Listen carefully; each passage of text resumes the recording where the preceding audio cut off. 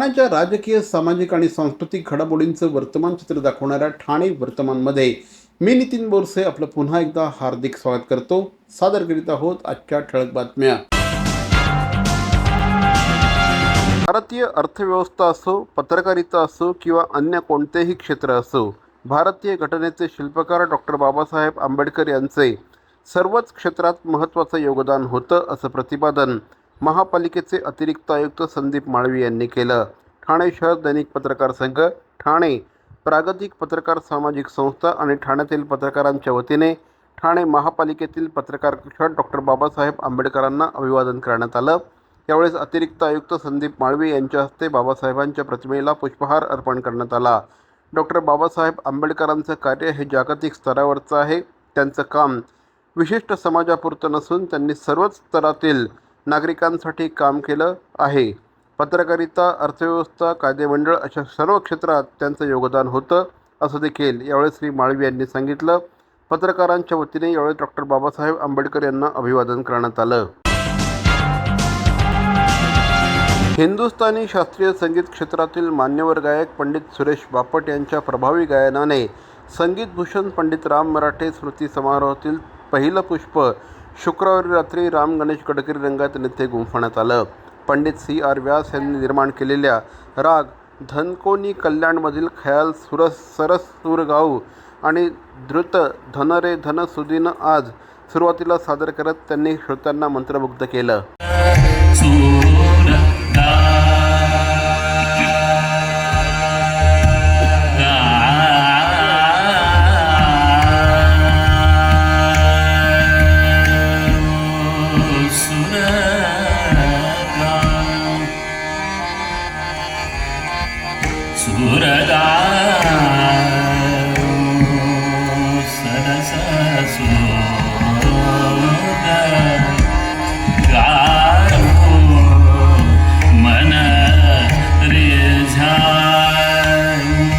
संगीत ही तपश्चर्या असून लहानपणापासून ज्यांचं संगीत ऐकत मोठे झालो त्या संगीतभूषण पंडित राम मराठे यांच्या नावाने मिळालेला पुरस्कार हा आपल्यासाठी कृपाशीर्वाद आहे।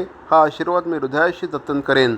यापुढे संगीताची साधना, सिद्धी आणि भक्ती करताना हा पुरस्कार मला निश्चित प्रेरणा देईल, असा वक्तव्य सत्काराला उत्तर देताना ज्येष्ठ गायिका आशा खाडीलकर यांनी केलं।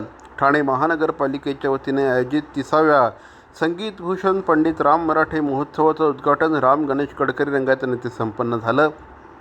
यावेळेस महापालिकेचे अतिरिक्त आयुक्त संदीप माळवी, उपायुक्त उमेश बिरारी, पंडित मुकुंद मराठे, विवेक सोनार आदी मान्यवर उपस्थित होते। महापालिकेच्या वतीने देण्यात येणारा संगीतभूषण राम मराठे राज्यस्तरीय पुरस्कार ज्येष्ठ गायिका आशा खाडीलकर यांना प्रदान करण्यात आला। 51,000 रुपये रोख सन्मानचिन्ह असं या पुरस्काराचं स्वरूप आहे। तर संगीतभूषण पंडित राम मराठे राज्यस्तरीय युवा पुरस्कार भारतीय नृत्य प्रकाराच्या युवा साधक निधी प्रभू यांना प्रदान करण्यात आला। नमस्कार।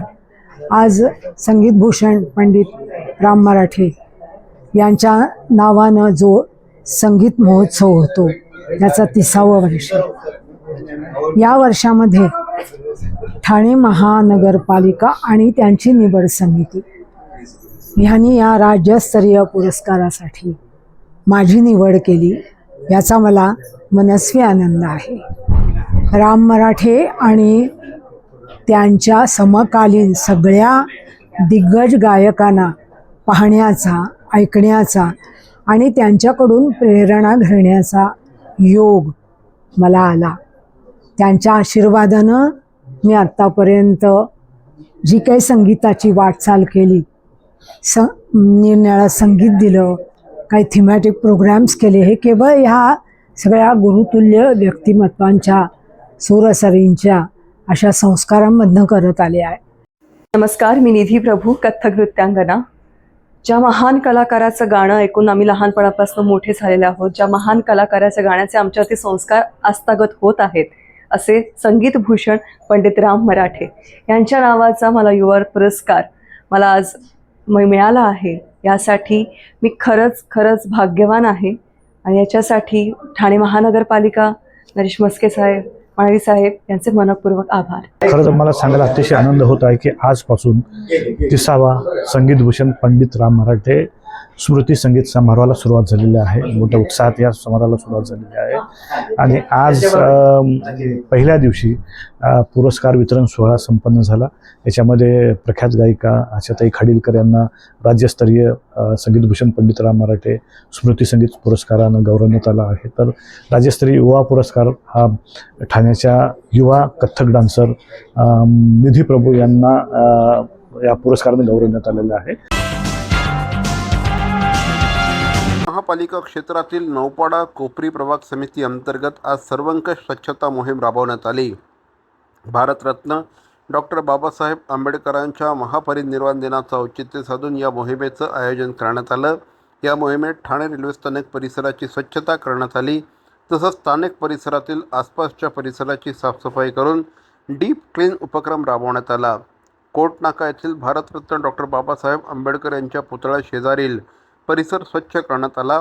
तसंच जिल्हाधिकारी कार्यालयाच्या परिसराची साफसफाई देखील यावेळेस करण्यात आली.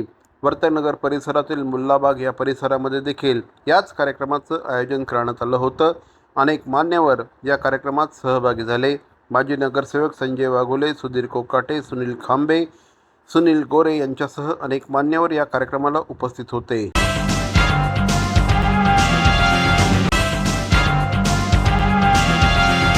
CP Goenka International School, nurturing talent at young age for scholastics, sports and performing arts in global perspective. Proud to have world toppers and country toppers in 10th standard Cambridge examinations. Ranked the best emerging school by the Times of India for personality over percentage. CP Goenka is the intelligent choice. Bhavani jewellers Thane, पारंपरिक आणि आधुनिक दागिन्यांचा अप्रतिम संगम. प्रत्येक स्त्रीची पहिली पसंती Bhavani jewellers Thane. नक्की भेट द्या. ठाणे महानगरपालिकेचे मालमत्ता कर म्हणजेच प्रॉपर्टी टॅक्स भरण्याचे आवाहन. सन 2022-23 या आर्थिक वर्षाचे मालमत्ता कराचे म्हणजेच प्रॉपर्टी टॅक्सचे बिल ठाणेकर करदात्यांना महापालिकेमार्फत आर्थिक वर्षाच्या सुरुवातीस म्हणजेच माहे एप्रिल 2022 मध्ये देण्यात आलेले आहे. तथापि अद्यापही काही करदात्यांनी मालमत्ता कर महापालिकेकडे जमा केलेला नाही. सध्या आर्थिक वर्षाचा अंतिम टप्पा सुरू झाला आहे. मालमत्ता कर वसुलीसाठी महापालिकेतर्फे कडक कारवाई हाती घेण्यात आली आहे. या अंतर्गत जंगम मालमत्ता, टीव्ही, फ्रीज, वाहन व इतर जप्त करणे तसेच स्थावर मालमत्ता वॉरंट बजावून जप्त करण्यात येत असून मालमत्तेचा जाहीर विक्रीद्वारे लिलाव करून कराची रक्कम वसूल करण्यात येत आहे. मालमत्तेस पाणी पुरवठा करण्यात येणारे नळ संयोजन खंडित करण्यात येत आहेत.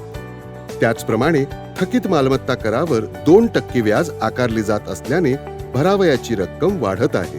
आपला मालमत्ता कर propertytax.thanecity.gov.in या लिंकद्वारे तसंच गुगल पे, फोन पे, पेटीएम याद्वारे ऑनलाईन पद्धतीने करण्याची सुविधा उपलब्ध करून दिली आहे. शनिवार, रविवार व सार्वजनिक सुट्टीच्या दिवशी नागरिकांना मालमत्ता कर भरणे सोयीचे व्हावे याकरता महापालिकेचे मालमत्ता कर संलग्न कार्यालय या दिवशी कार्यान्वित ठेवण्यात आलेले आहे. तरी मालमत्ता कर वसुलीची अप्रिय कारवाई टाळण्याच्या दृष्टिकोनातून मालमत्ता कर भरून महापालिकेस सहकार्य करावे. धन्यवाद.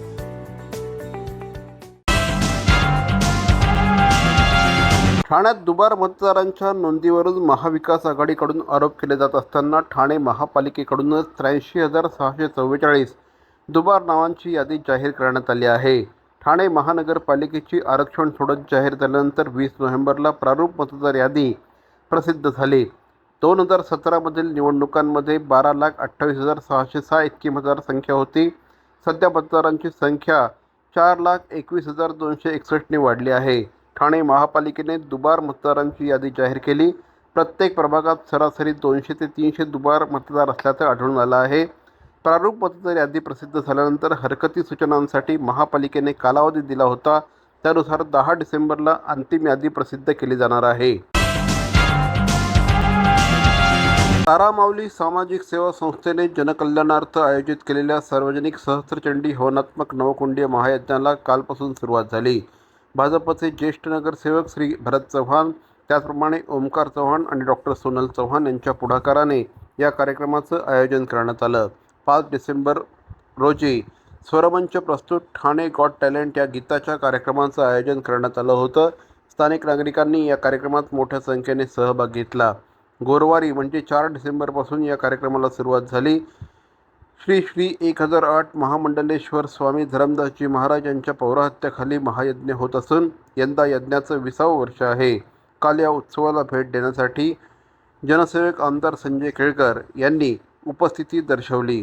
तर या कार्यक्रमाला उत्सव भेट देण्यासाठी देवीच्या दर्शनाला भाजप नेते श्री प्रवीण दरेकर हे उपस्थित होते. कामगारांचा मित्र हा फार मोठा गौरव आहे. जो दुर्लक्षित आहे, अन्यायग्रस्त आहे, वंचित आहे, त्याच्याकरता काम करणारा हा म्हणजे फार मोठी ही पदवी आहे. आणि या तारामाऊली संस्थेने आज या निमित्ताने गौरव केला, त्यांना मी धन्यवाद देतो. शेवटी जे समाजामध्ये खालच्या पायरीवर बसलेले आहेत त्यांच्याकरता आपण काम केलं पाहिजे. आणि ज्यावेळेला आपल्याला समाजाने जी ताकद दिलेली आहे आमदार म्हणून, तर त्याचा उपयोग जो आहे तो त्याला न्याय मिळवून देण्याकरता, त्याचं दुःख हलकं करण्याकरता आणि त्याचा हक्क जो आहे तो त्याला मिळवून देण्याकरता केलं पाहिजे. आणि ही भूमिका घेऊन आतापर्यंत आम्ही काम करत आलो, पुढे देखील अशाच पद्धतीने काम करत राहणार. कुछ समझा कुछ समझ न पाया, कुछ समझा कुछ समझ न पाया, दिल वाले का दिल भर आया, और कभी सोचा जाएगा क्या कुछ खोला क्या कुछ पाया, दामन लागे वातन जाने, दामन लागे वातन जाने, ऐसी है इस रोग की माया, मेरे इस हालत को, मेरे इस हालत को नजर ना लगाओ, मेरे इस हालत को नजर ना लगाओ.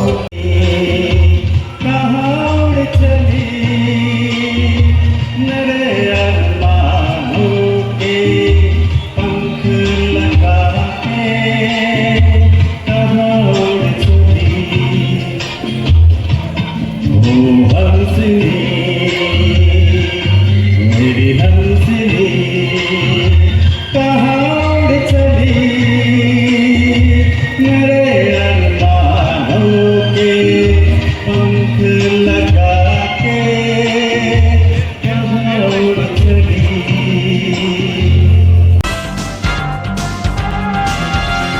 तर मंडळी, या होत्या आजच्या ठळक बातम्या ठाणे वर्तमानमधून. आम्ही ठाण्याच्या राजकीय, सामाजिक आणि सांस्कृतिक घडामोडींचं वर्तमान चित्र दाखवण्याचा प्रयत्न करतोय. अर्थातच आपल्या सहकार्याची गरज आहे, तेव्हा आमच्याशी जरूर संपर्क साधा. आमचा पत्ता आहे Dadoji Konde stadium, shop number 16, Khattan road, Thane पश्चिम.